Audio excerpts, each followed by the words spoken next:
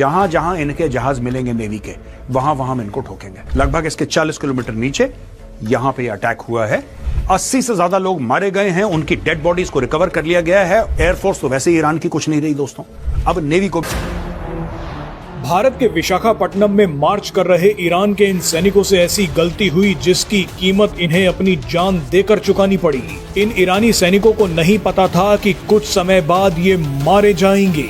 क्या ईरान के 100 से अधिक नौसैनिकों की ये तड़पती हुई मौत थर्ड वर्ल्ड वॉर की शुरुआत है?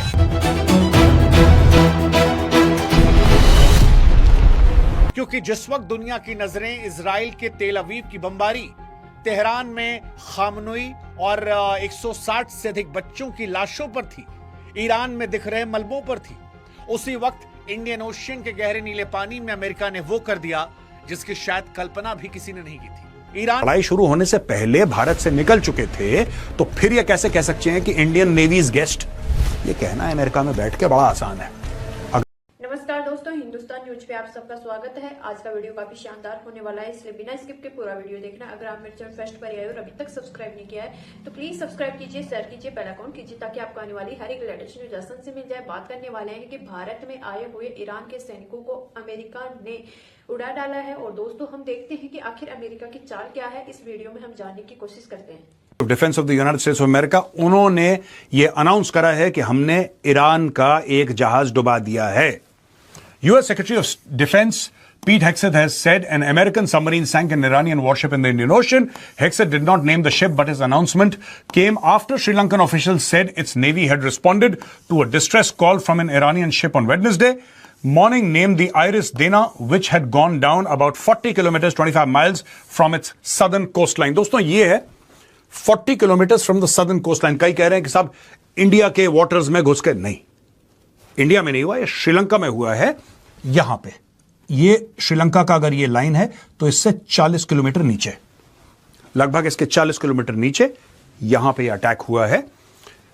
80 bodies from the ship were found by rescuers, a Sri Lankan defense official told BBC Sinhala.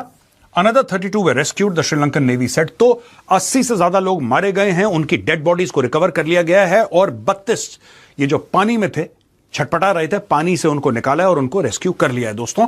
और navy spokesman said some 180 people were believed to have been aboard the Iris Dana based on the ship's documentation. Iris Dana had recently participated in International Fleet Review 2026, a military exercise hosted by India. तो यही जहाज था जो पहले कुछ समय पहले भारत में आया था, और भारत में आने के बाद इस जहाज ने एक्सरसाइजेस, इंटरनेशनल एक्सरसाइजेस होती है, नेवी करवाता है, हमारी नेवी होस्ट करा था, तो उस एक्सरसाइज में इस जहाज ने पार्ट लिया था।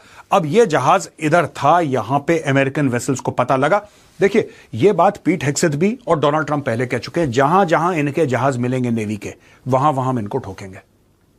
ये बोल चुके हैं, ये अनाउंसमेंट हो चुकी है, आप देख सकते हैं इसको अपने स्क्रीन में, कि उनका एक एम है ईरान की नेवी को बर्बाद करना, और वो काम वो बखूबी कर रहे हैं। एयरफोर्स तो वैसे ही ईरान की कुछ नहीं रही दोस्तों, एयरफोर्स तो वैसे ही ठप है डे वन से, अब नेवी को भी ठप कर रहे हैं।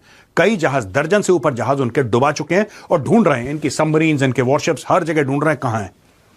अगर वो पोर्ट पे रहती हैं तो पोर्ट पे मिसाइल मारते हैं, अगर वो बाहर रहती हैं तो डुबा देते हैं, जैसे आयरिस देना को इन लोगों ने डुबा दिया है। तो दोस्तों ये पूरा का पूरा सीन है, आप देख सकते हैं श्रीलंका के ये जो श्रीलंका के जो इंटरनेशनल वाटर्स हैं, इनफैक्ट वहां पे मारा गया था, आउटसाइड द श्रीलंकन जोन इसको मारा गया था। दोस्तों इंडिया टुडे कवर कर रहा है US sinks Iran worship in India strategic waters, why this is significant. अब इसको देखिए, आप इसको इंडिया के स्ट्रेटेजिक वाटर्स, हां, फिर आप कहीं भी इंडो पैसिफिक में होगा तो स्ट्रेटेजिक वाटर्स, हां, अरेबियन सी भी भारत के लिए स्ट्रेटेजिक वाटर्स। तो ये जो वर्डिंग है इसकी ना, स्ट्रेटेजिक वाटर्स, पहली बात तो यह भारत के किसी भी इलाके में नहीं हुआ है। ईरान के ये सैनिक जिस जहाज में बैठकर भारत पहुंचे, उसी जहाज को अमेरिका ने 2 टुकड़ों में उड़ा दिया। इस वीडियो में हम आपको बताएंगे कि ये दुखद कहानी क्या है, कैसे इस नए बवाल में भारत विरोधी गिद्ध अब भारत को ही फंसाना चाहते हैं, और आखिर में बताएंगे कि वो कौन सा फैसला था जिसे अगर ये ईरानी सैनिक ले लेते तो आज जिंदा बच जाते। आइए वीडियो शुरू करते हैं। दरअसल हाल ही में भारत के विशाखापट्टनम के पास मिलन 2026 नेवल एक्सरसाइज हुई। इस नेवल एक्सरसाइज में हिस्सा लेने के लिए करीब 75 देशों की नौसेना आई।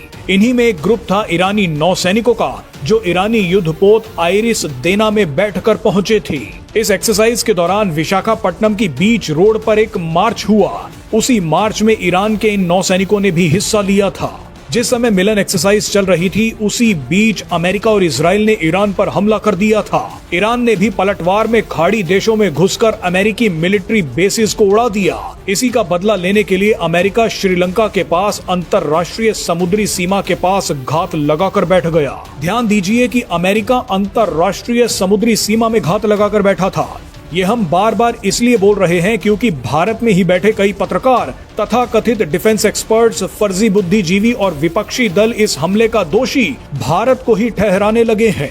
लेकिन इस खतरनाक एजेंडे की परतें हम आगे खोलेंगे, मगर उससे पहले देखिए कि ईरान के इन सैनिकों से क्या गलती हो गई। अगर ईरान का ये नौसैनिक दल कुछ समय के लिए और भारत की सुरक्षा में रहने का फैसला ले लेता तो आज ये सभी जिंदा होते। इनका जहाज जब तक भारत के एक्सक्लूसिव इकोनॉमिक जोन में रहता, तब तक अमेरिका इनका कुछ नहीं बिगाड़ सकता था। आपको बता दें कि हर देश का एक्सक्लूसिव इकोनॉमिक जोन देश की तट रेखा से 200 समुद्री मील यानी लगभग 370 किलोमीटर तक फैला होता है। अगर ये ईरानी सैनिक थोड़ा और भारत की शरण में रुक जाते तो सभी के सभी जिंदा होते, लेकिन शायद इन्हें जल्दी वापस जाना पड़ा क्योंकि इनका देश ईरान, अमेरिका और इजराइल से जंग लड़ रहा है। लेकिन समंदर में घात लगाकर अमेरिका की सबमरीन बैठी थी। अमेरिकी सबमरीन ने तब तक का इंतजार किया जब तक ईरानी जहाज भारत की समुद्री सीमा से बाहर नहीं निकल गया। जैसे ही ईरान का ये जहाज अंतरराष्ट्रीय समुद्री सीमा में पहुंचा, उसके तुरंत बाद अमेरिकी सबमरीन ने टॉर्पीडो अटैक से इस जहाज को 2 टुकड़ों में तोड़ दिया। ये हमला इंडियन ओशन में श्रीलंका के पास किया गया। कुछ नौसैनिकों को बचा लिया गया है, लेकिन 80 से ज्यादा मारे गए हैं। ये युद्ध की सबसे क्रूर और डरावनी तस्वीर है, लेकिन यही तस्वीर युद्ध की एक तो गाइस, आपको मेरा रिएक्शन वीडियो कैसा लगा? अगर अच्छा लगा है तो प्लीज सब्सक्राइब कीजिए, शेयर कीजिए, बेल आइकॉन कीजिए ताकि आपको आने वाली हर एक लेटेस्ट न्यूज आसान से मिल जाए। उम्मीद करते हैं आप लोगों को मेरा वीडियो पसंद आया होगा।